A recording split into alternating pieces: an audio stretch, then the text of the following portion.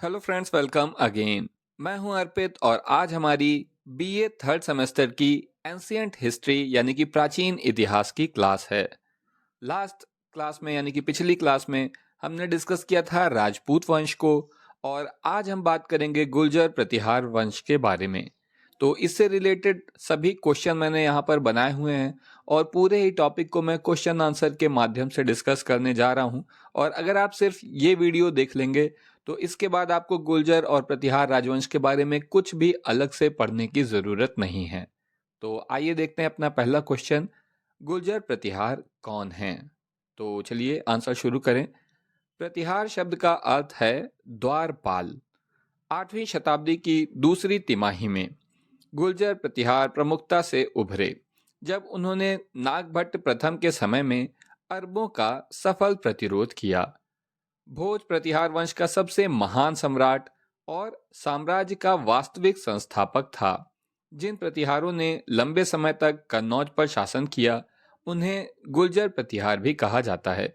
देखिए, जो राजा भोज थे इनका बहुत ही ज़्यादा नाम है और बहुत सी इनसे संबंधित कहानियाँ और चीज़ें भी मशहूर हैं। ये कला के भी बहुत बड़े संस्थापक थे, मतलब आश्रयदाता थे, कलाकारों को अपने महल में आश्रय देते थे। इसी वजह से इनका बहुत नाम है। तो प्रतिहार वंश के सबसे फेमस राजा जो थे वो थे राजा भोज। तो आइए आगे देखते हैं। जिन प्रतिहारों ने लंबे समय तक कन्नौज पर शासन किया था उन्हें गुर्जर प्रतिहार भी कहा जाता है। राजस्थान के पूर्वी और मध्य भागों में प्रतिहारों ने कई रियासतों की स्थापना की। गुर्जर प्रतिहार साम्राज्य के विस्तार में पाल और राष्ट्रकूट जैसे अन्य समकालीन शक्तियों के साथ निरंतर संघर्ष शामिल थे। देखिए, ये जो पाल वंश है ये बंगाल की तरफ का है और राष्ट्रकूट जो है ये दक्षिण भारत की तरफ के हैं। और ये दोनों बहुत ही कट्टर या बहुत ही बड़े दुश्मन थे गुर्जर प्रतिहार के। और इन तीनों में आपस में कन्नौज पर कब्जे के लिए बहुत लंबे समय तक 200 साल तक लड़ाई चली थी। तो जिसका भी आगे जिक्र आएगा। तो देखते हैं। उन्होंने मालवा और गुजरात के लिए और बाद में कन्नौज के लिए राष्ट्रकूटों से लड़ाई की, जिसका अर्थ था ऊपरी गंगा घाटी पर नियंत्रण। देखो, गंगा घाटी जो है यानी कि गंगा और यमुना के बीच की जो जमीन है, खासतौर से जो उत्तर प्रदेश का हिस्सा है और कुछ बिहार का हिस्सा है, तो यहाँ की जो जमीन है ये बहुत ही ज़्यादा उपजाऊ है, जिससे बहुत ज़्यादा समृद्धि आती थी। और इसीलिए इस हिस्से पर कब्जे के लिए यहाँ का एक बहुत प्रमुख शहर था कन्नौज। उस पर कब्जे के लिए यहाँ पर लड़ाई चलती रहती थी इन तीनों के बीच में, कन्नौज, राष्ट्रकूट और गुर्जर प्रतिहार राजवंश के बीच में। तो आइए आगे देखें। ये देखिए, आपको थोड़ा डायग्राम के माध्यम से समझा दूं। ये भारत का नक्शा है। इसमें जो आप ऑरेंज कलर का देख रहे हैं ये गुर्जर प्रतिहार राजवंश का क्षेत्र है। ये तो इसमें आप देख रहे हैं कि राजस्थान, उत्तर प्रदेश, बिहार, ये सारे हिस्से आ रहे हैं। और ये मतलब एकदम अपने पीक पर है जब गुर्जर प्रतिहार राजवंश सन 900 में जो है ये काफ़ी बड़ा था, काफ़ी बड़ा साम्राज्य स्थापित हो गया था। उस समय का ये मैप है। तो आप देखें, और नीचे जो है राष्ट्रकूट डायनेस्टी है। और ये जो ऑरेंज पूरब में बिल्कुल है, यहीं पर बिल्कुल इसके पूर्वी हिस्से में यहाँ पर पाल वंश था। ठीक है। तो पाल वंश जो कि बाद में बार बार पराजित हुआ और उसकी सीमा काफ़ी सिमटती चली गई। तो आइए देखें। और जैसा आपको पता है कि लड़ाई 200 साल तक चली है तो मैप काफ़ी बदलते रहे हैं। राष्ट्रकूट साम्राज्य के ध्रुव और गोपाल तृतीय ने मालवा क्षेत्र और ऊपरी गंगा बेसिन पर अपना प्रभुत्व बढ़ाने की शुरुआत प्रतिहार सम्राटों के प्रयास को हरा दिया। यानी कि उन्होंने अपना जो है प्रभुत्व बढ़ाने के शुरुआती जो प्रतिहार सम्राटों के जो प्रयास थे उसमें वो सफल नहीं हुए, क्योंकि राष्ट्रकूट सम्राट जो थे ध्रुव और गोपाल तृतीय ने उन्हें हरा दिया था। लेकिन राजपूतों ने प्रतिहारों को 790 में और फिर 806-7 में हराया। यानी कि आप स्पष्ट रूप से देख सकते हैं कि राष्ट्रकूट सम्राट जो थे, राष्ट्रकूट राजा जो थे, वो शुरुआत के समय में ज़्यादा ताकतवर थे। उन्होंने जो है ज़्यादा इन लोगों को हराया था, राष्ट्रकूट ज़्यादा जीत रहे थे। जिसके बाद वे दक्कन में चले गए और पालों के लिए रास्ता साफ कर दिया। तो राष्ट्रकूटों ने प्रतिहारों को हराया, लेकिन फिर वो खुद दक्कन में यानी कि साउथ में चले गए। और इससे जो पाल वंश था उसके लिए यहाँ का रास्ता, उत्तर भारत का रास्ता साफ हो गया। कवि राजशेखर गुर्जर प्रतिहार तथा राजा महेंद्रपाल और उनके पुत्र महिपाल के दरबार से जुड़े थे। देखिए, राजशेखर बहुत ही मशहूर कवि हैं पुराने ज़माने के, जो कि गुर्जर प्रतिहार वंश में जो है इनके दरबार में रहते थे। और ये क्वेश्चन बहुत पूछा जाता है कि वो किसके दरबार में थे, तो वो थे महेंद्रपाल और महिपाल के दरबार में।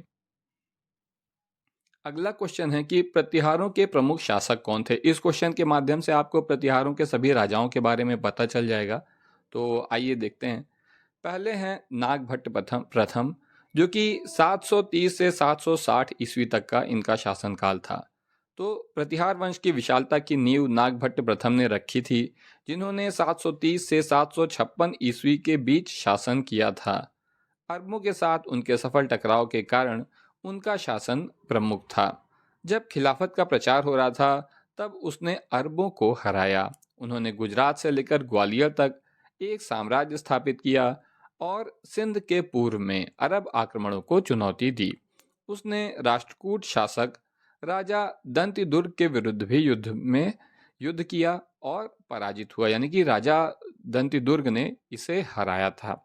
इसके विपरीत दंतिदुर्ग की सफलता अल्पकालीन थी और नागभट्ट ने अपने उत्तराधिकारियों के लिए एक दूरगामी साम्राज्य छोड़ा, जिसमें गुजरात, मालवा, राजपूताना के कुछ हिस्से शामिल थे। तो आप देख सकते हैं कि शुरुआत में ये पश्चिमी भारत के शासक थे, प्रतिहार लोग जो थे। नागभट्ट प्रथम का उत्तराधिकारी उनके भाई का बेटा ककुका और देवराज थे, यानी कि इनके भतीजे थे। इसके बाद जो है आते हैं वत्सराज, अगले प्रमुख शासक, जो कि 780 से 800 ईस्वी तक रहे। तो देवराज का उत्तराधिकारी, देखिए ककुका और देवराज जो है इनके भतीजे थे और ये शासक बने थे। फिर इनका बेटा जो था देवराज का, उसका नाम था वत्सराज। तो देवराज का उत्तराधिकारी उसका पुत्र वत्सराज हुआ, जो एक प्रभावशाली शासक साबित हुआ। उन्होंने 775 से 805 ईस्वी तक शासन किया। ऐसा प्रतीत होता है कि उसने अपनी स्थिति सुदृढ़ कर ली और उज्जैन को अपनी राजधानी बना लिया। वह पश्चिमी भारत में अपने शाही कैरियर के शिखर पर था। उसने उत्तर भारत के एक बड़े हिस्से पर अपना नियंत्रण बढ़ाया। उत्तरी भारत का शासक बनने की कोशिश में उसने संभवतः वर्धन वंश से संबंधित शासक वंश भांडी को हराकर कन्नौज और मध्य राजपुत्र तक के क्षेत्रों पर कब्जा कर लिया। कन्नौज, जो कि पश्चिमी उत्तर प्रदेश में है, उसकी राजधानी बनी। कन्नौज पर कब्जा करने की उसकी महत्वाकांक्षा ने उन्हें बंगाल के पाल शासक धर्मपाल और राष्ट्रकूट शासक ध्रुव के साथ संघर्ष में ले लिया। त्रिपक्षीय संघर्ष में धर्मपाल, जो कि पाल राजा थे, को वत्सराज ने हराया था, जिसे बाद में ध्रुव ने हराया। तो देखिए यहाँ पर 3 लोगों की लड़ाई चल रही है, प्रतिहार, राष्ट्रकूट और पाल। तो इसमें पहले धर्मपाल ने जो है किसे हराया था, धर्मपाल को हराया था वत्सराज ने, और वत्सराज को हरा दिया था राष्ट्रकूट राजा ध्रुव ने। वह दोआब क्षेत्र में धर्मपाल को हराने में सफल रहा और गंगा यमुना घाटी सहित उत्तरी भारत को जीत लिया। बाद में ध्रुव ने उसे हरा दिया और कन्नौज पर कब्जा कर लिया। तो इस तरीके का जो ये लड़ाई थी, ये 200 सालों तक चलती रही थी। वत्सराज का उत्तराधिकारी नागभट्ट द्वितीय था। तो अब हम बात करेंगे नागभट्ट द्वितीय के बारे में, जो कि 800 से 833 तक जो है इनका साम्राज्यकाल रहा। तो वत्सराज के उत्तराधिकारी नागभट्ट द्वितीय ने सिंध, आंध्र, विदर्भ पर विजय प्राप्त करके साम्राज्य की खोई हुई प्रतिष्ठा को पुनर्जीवित किया। ध्रुव द्वारा वत्सराज की पराजय के बाद प्रतिहार साम्राज्य केवल राजपूताना तक ही सीमित रह गया था। नागभट्ट द्वितीय ने साम्राज्य की विजय और विस्तार की नीति को पुनर्जीवित किया। उसने आंध्र, सैंधव, विदर्भ और कलिंग शासकों को हराया। उसने उत्तर में मत्स्या, पूर्व में वत्स और पश्चिम में तुरुस्का, यानी कि मुसलमानों को अपने अधीन कर लिया। नागभट्ट ने कन्नौज पर आक्रमण किया और चक्रा युद्ध को पराजित कर उस पर कब्जा कर लिया। चक्रा युद्ध क्या है? इन तीनों राजवंशों के जो चक्र की तरह युद्ध चल रहा है, 3 लोग आपस में लड़ रहे हैं, इसी को बोला जाता है चक्रा युद्ध। तो बहुत बार चक्रा युद्ध पर जो है टिप्पणी लिखने के लिए एग्जाम में आ जाता है। तो इसके लिए हम अभी अलग से जो है एक क्वेश्चन है उसमें डिस्कस करेंगे। तो अभी के लिए आप जान लीजिए कि ये तीनों राजवंशों का जो आपस में युद्ध है, उसके एक चरण को चक्रा युद्ध कहते हैं। वह धर्मपाल को हराने में भी सफल रहा और बिहार में मुंगेर तक उसने क्षेत्र में प्रवेश कर लिया, यानी कि बिहार के मुंगेर तक जो है ये पाल साम्राज्य के क्षेत्र में प्रवेश कर गया।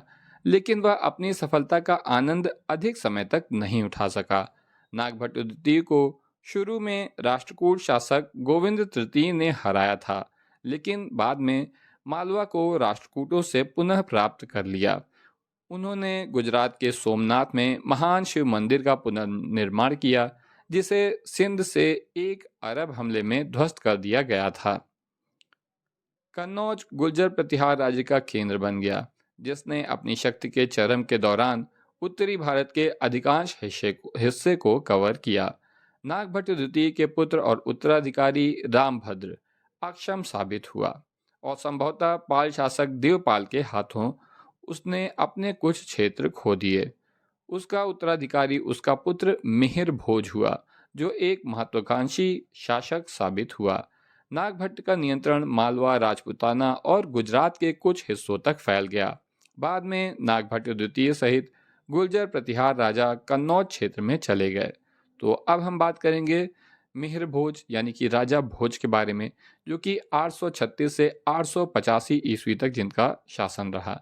तो सबसे प्रसिद्ध गुर्जर प्रतिहार राजा नागभट्ट द्वितीय के पोते राजा भोज थे या मिहिर भोज थे। प्रतिहारों के इतिहास का एक गौरवशाली अध्याय मिहिर भोज के राज्यारोहण से प्रारंभ होता है। 836 ईस्वी में मिहिर भोज गद्दी पर बैठा। उसने 46 वर्षों से अधिक समय तक प्रतिहारों पर शासन किया और उन्हें उनका सबसे लोकप्रिय राजा माना जाता है। उन्होंने अपने पूर्वजों से विरासत में मिले साम्राज्य को पुनर्गठित और सुदृढ़ किया और प्रतिहारों के लिए समृद्धि के युग की शुरुआत की। कन्नौज, जिसे महोदय के नाम से भी जाना जाता था, को उसने साम्राज्य की राजधानी बनाया था। महोदय में स्कंदवारा सैन्य शिविर का उल्लेख बर्राह कॉपर प्लेट शिलालेख में किया गया है। वह वैष्णव धर्म के महान अनुयायी था और उन्होंने आदि वराह की उपाधि धारण की थी। देखो, ये बहुत इंपॉर्टेंट बात है, ये क्वेश्चन बहुत पूछा जाता है कि किसने आदि वराह की उपाधि धारण की थी। तो इसका सही जवाब है राजा मिहिर भोज। सिंध के अरब, चांडाल और कलचुरी सभी ने उसकी सर्वोच्चता को स्वीकार किया। अरब यात्रियों के अनुसार प्रतिहार शासकों के पास कथित तौर पर भारत की सबसे मजबूत घुड़सवार सेना थी। एक अरब यात्री अल मसूदी ने उसे राजा बौरा की उपाधि दी। अब हम बात करेंगे महेंद्रपाल की, जो कि इनका उत्तराधिकारी था राजा भोज का, और ये 885 से 910 ईस्वी तक जो है इसने शासन किया था। तो महेंद्रपाल जो हैं उन्होंने प्रतिहार साम्राज्य के विस्तार में महत्वपूर्ण योगदान दिया, जो नर्मदा के पार और उत्तर में हिमालय तक, पूर्व में बंगाल तक और पश्चिम में सिंध सीमा तक फैला हुआ था। अभी जो मैंने आपको मैप दिखाया था ऑरेंज कलर का, जो प्रतिहार साम्राज्य का नक्शा था, तो वो इन्हीं के समय का है। तो दक्षिण में ये नर्मदा से भी आगे तक बढ़ गए हैं। नर्मदा नदी से दक्कन की शुरुआत मानी जाती है, तो ये उसके भी आगे तक बढ़ गया था इनका साम्राज्य। तो उसे जो है आर्यावर्त के महाराजा धीराज की उपाधि दी गई थी, यानी कि उत्तरी भारत का महान राजा। प्रसिद्ध संस्कृत कवि और आलोचक राजशेखर उनके दरबार की शोभा बढ़ाते थे। कर्पूर मंजरी, काव्य मीमांसा, बाल भारत, भ्रंजिका, विधास लंबंजिका, प्रपंच पांडव और अन्य रचनाएं उसकी कृतियों में से हैं। इसके बाद हम बात करेंगे महीपाल प्रथम की, जो 913 से 944 ईस्वी तक जिसका शासन था। तो उसके काल में प्रतिहार टूटने लगे। राष्ट्रकूट राजा इंद्र तृतीय ने उसे हराया और कन्नौज को तबाह कर दिया।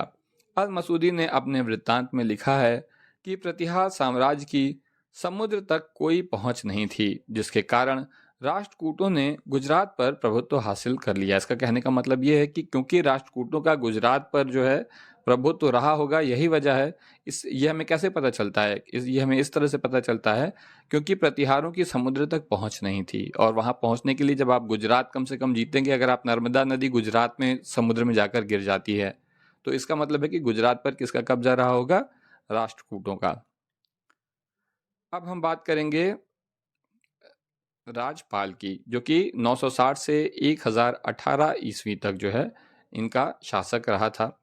तो राष्ट्रकूटों के कृष्ण तृतीय ने प्रतिहार राजा को हराया। जब महमूद गजनवी ने कन्नौज पर आक्रमण किया तो राजपाल को युद्ध छोड़ने के लिए मजबूर होना पड़ा। राजपाल जो है असल में वो महमूद गजनवी का सामना करने में खुद को सक्षम नहीं पाया और आखिरकार वो भाग गया युद्ध के मैदान से। और इसी बात से नाराज होकर विंध्यधर चंदेला ने जो है उसकी हत्या कर दी थी आगे चलकर, और विंध्यधर चंदेला ने महमूद गजनवी का सफलतापूर्वक सामना भी किया था। इसके बाद आते हैं यशपाल, जो कि 1024 से 1036 ईस्वी तक इनका शासन रहा। उसने प्रतिहार वंश के अंतिम शासक के रूप में कार्य किया।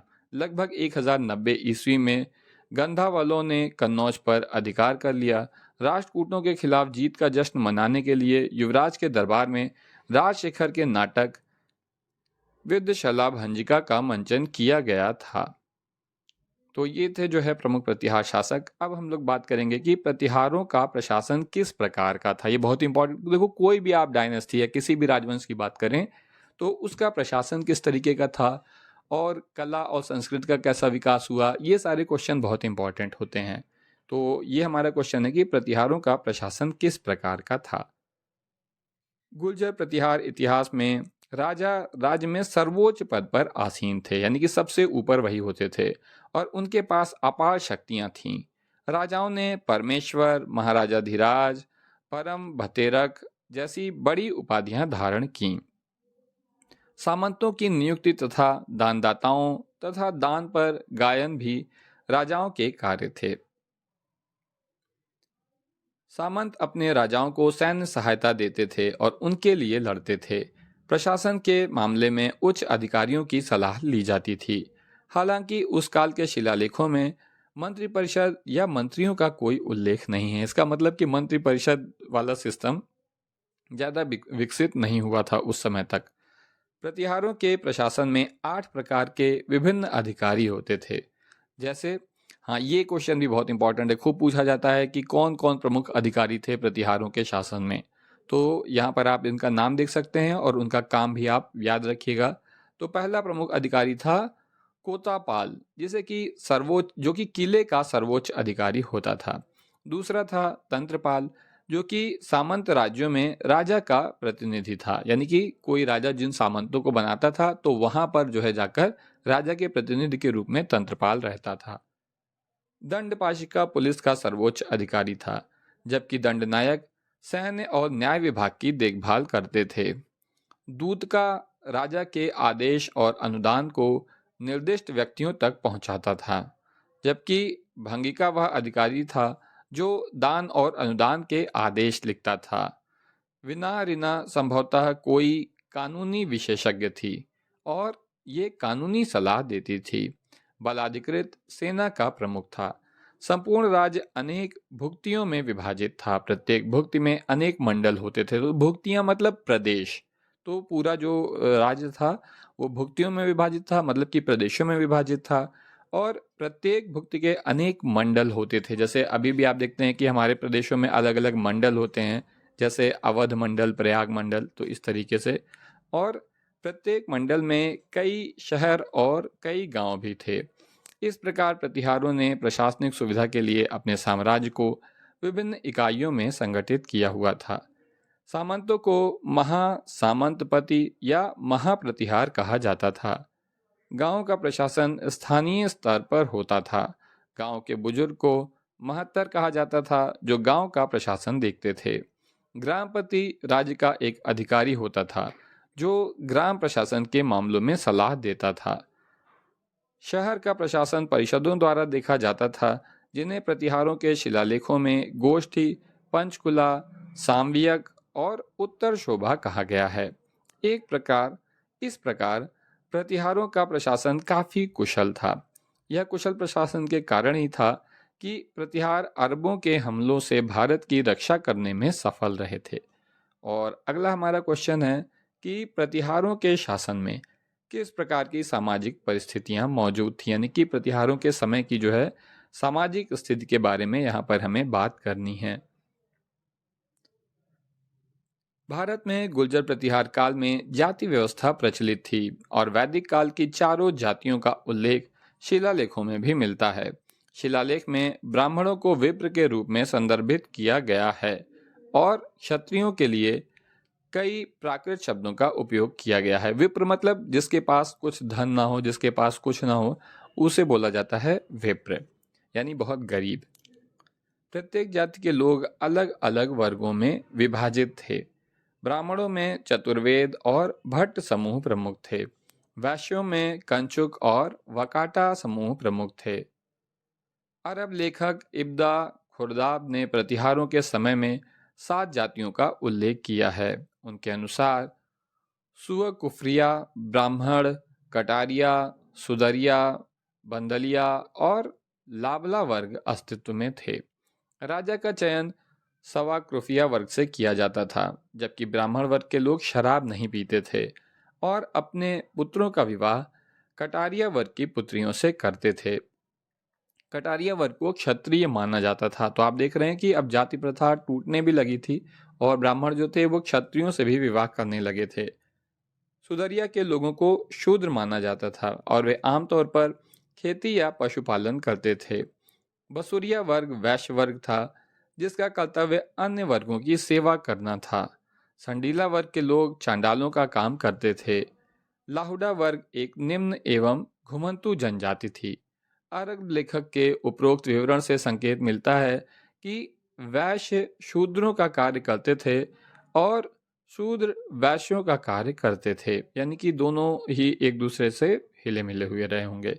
ऐसा प्रतीत होता है कि जाति व्यवस्था धीरे धीरे अच्छे ढंग से टूट रही थी। तो आप देख सकते हैं कि यहाँ पर जाति व्यवस्था जो है वो टूट रही है, उसका प्रभाव धीरे धीरे खत्म हो रहा था। ब्राह्मणों ने क्षत्रिय लड़कियों से विवाह करना शुरू कर दिया और वैश्य शूद्रों का कार्य भी करने लगे थे। इस काल में मुस्लिम आक्रमण प्रारंभ हो गए थे और विजित राज्यों के अनेक हिंदू इस्लाम के अनुयायी बन रहे थे। ऐसा भी प्रतीत होता है कि हिंदू समाज ने ऐसे हिंदुओं की शुद्ध की अनुमति दे दी थी। स्मृति, गंधरायण, व्रत, बिलादुरी तथा अलुबलनी, काफ़ी कठिन जो है इसका प्रोनाउंसिएशन है, तो अगर मेरा प्रोनाउंसिएशन गलत हो रहा हो तो आप इसको सही करिए अपना। ठीक, तो क्या क्या है? स्मृति, गंधरायण, व्रत, बिलादुरी तथा अलुबरनी तथा अन्य मुस्लिम लेखकों की रचनाएं भी इस तथ्य की पुष्टि करती हैं। अंतरजातीय विवाह के भी कुछ उल्लेख मिले हैं। प्रमुख संस्कृत विद्वान राजशेखर ने अवंती सुंदरी नामक क्षत्रिय कन्या से विवाह किया था। राजा का धनी वर्ग बहुविवाह, राजा और धनी लोग जो होते थे वो बहुविवाह करते थे। हालांकि आमतौर पर पुरुषों की केवल एक ही पत्नी होती थी। यह बात कुछ ऐसे संदर्भों में भी ज्ञात होती है जहां पतियों की मृत्यु पर स्त्रियां अपने पतियों के साथ स्वयं को भी जला लिया करती थीं। तो यानी कि जो सती प्रथा थी वो भी जो है देखी गई थी। इस प्रकार सती प्रथा वहां थी, हालांकि यह बहुत अधिक प्रचलित नहीं थी। शाही परिवारों की महिलाओं में पर्दा प्रथा नहीं थी। राजशेखर के अनुसार महिलाओं ने संगीत, नृत्य और पेंटिंग सीखी थी। वो ये सब चीज़ें सीखती थी उस जमाने में। और महिलाओं को आभूषणों का बहुत शौक था और वे तेल और सौंदर्य प्रसाधनों का भी उपयोग करती थीं। अमीर परिवारों के लोग बहुत पतले कपड़े पहनते थे। अब हमारा अगला क्वेश्चन है कि प्रतिहारों के शासनकाल में कला एवं वास्तुकला का किस प्रकार अधिकाधिक विकास हुआ। तो यानी कि प्रतिहार वंश के समय की कला और वास्तुकला को यहाँ पर हमें डिस्कस करना है। तो आइए देखते हैं। गुर्जर प्रतिहार ने अपने शासनकाल के दौरान कला और वास्तुकला को बढ़ावा दिया। विष्णु के विश्वपुर रूप और कन्नौज से शिव और पार्वती के विवाह जैसी मूर्तियां यहाँ उल्लेखनीय हैं। आभानेरी, ओसिया और कोटा के मंदिरों की दीवारों पर मंत्रमुग्ध कर देने वाले नक्काशीदार खंभे देखने लायक जगह हैं। ग्वालियर संग्रहालय में सुरसुंदरी नामक एक महिला आकृति भी काफ़ी प्रसिद्ध है। ग्वालियर किले में तेली का मंदिर गुर्जर प्रतिहारों के सबसे प्रसिद्ध वास्तुशिल्प चमत्कारों में से एक है। नटराज मुद्रा में भगवान शिव की एक दुर्लभ बलुआ पत्थर की मूर्ति अपने आप में अनूठी है। यह मूल रूप से घाटेश्वर मंदिर बरौली राजस्थान से है और यूके से भारत लौटने के लिए तैयार है, यानी कि अभी ये इंग्लैंड में है और ये भारत वापस लाई जा रही है। यूके मतलब यूनाइटेड किंगडम। अंबिका माता मंदिर अपनी वास्तुकला की परिभाषित शैली के लिए काफ़ी प्रसिद्ध है। मंदिर में एक फामसाना छत है, 5 बे मूला प्रसाद के 7 बंद हॉल हैं। बरौली में घाटेश्वर मंदिर में एक लंबा शिखर है। इसके पोर्टिको के ऊपर 2 वर्ग हैं, जिसके कोनों पर विस्तृत एडिक्यूल और लघु लटिना शिखर हैं। ग्यासपुर मंदिर नियोजन में अधिक उन्नत है क्योंकि इसमें बंद हॉल के साथ एक एम्बुलेंस है। यह बालकनियों और बरामदों के साथ इसे एक सूली पर चढ़ा हुआ रूप देता है। किराडू और विष्णु और सोमेश्वर मंदिर प्रतिहार शैली के शानदार संचयन के कुछ उदाहरण हैं। तो ये हो गई इनकी कला, वास्तुकला। अब हम जो है देख रहे हैं कि प्रतिहारों के शासनकाल में किस प्रकार साहित्य का विकास हुआ, यानी कि साहित्यिक विकास हुआ, यानी लिटरेचर, साहित्य। तो राजशेखर का नाम तो बार बार आ ही रहा है और आगे भी देखते हैं कौन लोग प्रमुख थे। तो राजशेखर एक संस्कृत कवि, नाटककार और आलोचक ने गुर्जर प्रतिहार शासन के दौरान कुछ उल्लेखनीय रचनाएं लिखी। राजशेखर ने प्रेम जैसे पारंपरिक विषयों पर ध्यान केंद्रित किया और गुर्जर प्रतिहार शासन के दौरान राजनीतिक और आर्थिक स्थितियों को भी दिखाया। राजशेखर की प्रसिद्ध रचनाओं में काव्य मीमांसा, कर्पूर मंजरी और अवंती सुंदरी शामिल हैं। इसमें से कर्पूर मंजरी सबसे ज़्यादा फेमस है। बेस मेटल के सिक्के उनके शासनकाल के दौरान व्यापक रूप से प्रचलित किए गए थे। कन्नौज उनके शासन के दौरान, यानी कि कन्नौज उनके शासन के दौरान कला, संस्कृति और साहित्य का एक अभिन्न स्थान था, यानी कि एक बहुत ही अग्रणी स्थान था। और अब ये हमारा जो है यहीं से सारे क्वेश्चन कंप्लीट होते हैं। नेक्स्ट एपिसोड में हम लोग, या नेक्स्ट क्लास में हम लोग पाल वंश के बारे में बात करेंगे। तो आज के लिए बस इतना ही। Thank you.